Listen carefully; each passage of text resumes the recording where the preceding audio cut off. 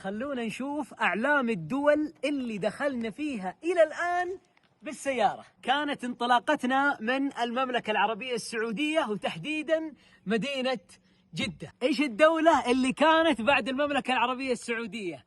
مصر، وزرنا فيها الصعيد بالكامل. وش الدولة اللي دخلتها السيارة بعد مصر؟ السودان الحبيب.